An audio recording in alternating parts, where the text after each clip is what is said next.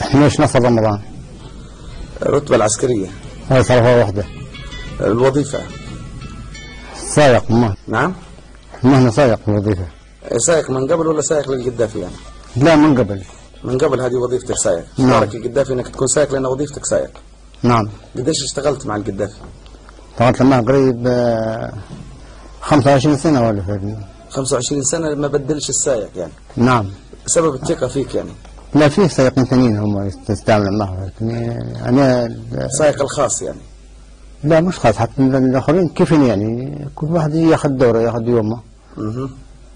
ولكن العمل طبعا في الفترة تاع المدة طبعا أقدم يعني فترة. أقدمهم فترة. نعم. وأكثرهم ولاء. نعم. لا هم الولاء هم أكثر مني ولاء. لا والدليل أن هم اليوم ان تم إلقاء القبض على القذافي، تم إلقاء القبض وأنت معه يعني موجود معه في آخر لحظة وأنت كنت معه، صحيح ولا مش صحيح؟ ألقوا عليك الثوار القبض وأنت موجود مع لا هم أمس هم اللي يسوقوني، مش كنت تسوقني أمس. أنت كنت راكب يعني بسلاحك يعني؟ نعم. لا والله ما حتى نقول لك الصراحة أنا الأمانة يعني بهي والله يعني مش عارف حظ يا ربك كذا. أنا ما استعملش أي طلقة في الحرب هذه. لكن كنت بسلاحك ولا مسكوك؟ عندي سلاح كلاشن، ولكن الأمانة يعني الأمانة الإنسان مش خايف من شيء يعني ما غبش. ترى احكي لنا قصة إلقاء القبض عليك، كيف دخل عليك هالأسود الأبطال هذول الثوار؟ طبعا الثوار فيه مقاومة كانت معهم وكانت فيها حماية منهم هم. وين كان الحدث؟ تحكي لنا بالتفصيل خلي الناس تسمع تفهم. فلما صارت المقاومة الثوار اقتحموا المكان اللي فيه معمر القذافي. اللي هو؟ نعم. اللي هو وين المكان؟ اللي هي في الطريق بتاع طريق وما فيه السيرس بتاع المسألة. ايوه ما فيه بالضبط. ايوه. وين كنتوا انتم؟ نعم. وين الطريق هذه؟ كيف ترى وصفنا شو المكان؟ كنتم مختبئين في حجرة في دار تحت الأرض؟ لا هي كانت فيه فيه ماسورة ريال كبيرة هذه. نعم. ماسورة ريال كبيرة اللي تدخل البنادم يعني. ايوه نعم. كنتم موجودين في داخلها يعني؟ نعم. كنت موجود انت والقذافي ومن كان معكم؟ لا انا في وحده وهم في وحده، ابو بكر والقذافي من تزوجوا معنا في ماسوره. ايه لكن قريب تشوفوا بعض. وانا في ماسوره يعني. في ماسوره ثانيه. بقى انتم وين التجأتوا للماسوره هذه التجاء ولا انتم كنتوا فيها اصلا؟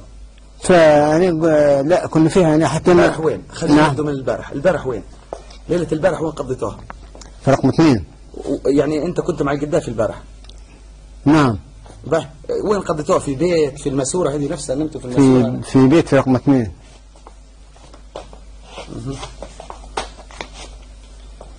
في بيت في رقم 2. نعم. بيت منهم؟ والله ماني عارف مولاه وبين. قديش واحد انتم اللي بتوا في البيت هذا؟ والله بيتنا يمكن حدود 7 أنفار هيك. باي شنو كان يحكي القذافي ليله البارح؟ شنو اخر الكلام اللي كان يهدرس فيه؟ شنو الموضوع اللي كان يحكي فيه؟ كان مقرر انه هو بيهرب، كان مقرر انه هو بيقاتل لاخر لحظه. طبعا هو كان مقرر ان احنا نخرج من رقم 2 الساعه 4 الفجر. بتخرجوا وين؟ نطلع من رقم 2 من سرت يعني. وين بتمشوا؟ مش عارف وين بنمشوا. وين؟ مش عارف هذه مش عارف هني نقول لك وين وجهها مش عارف هني للامان ولله. ايه هو طبعا في بعض النقاط انا ما اقول عليها. القذافي اللي قال لكم بنطلعوا ولا حتى ثاني اشار عليكم بانكم تطلعوا؟ لا قذافي ما عنده طبعا كان يقول مسعود ضوء عز الدين الهنشيري جماعه ديما المسؤولين تاعنا. قاعد عز الدين الهنشيري معكم؟ نعم. قاعد عز الدين الهنشيري. نعم. تمام. ايه واصل. نعم.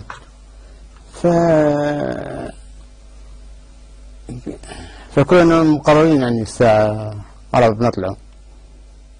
تمام. فبعد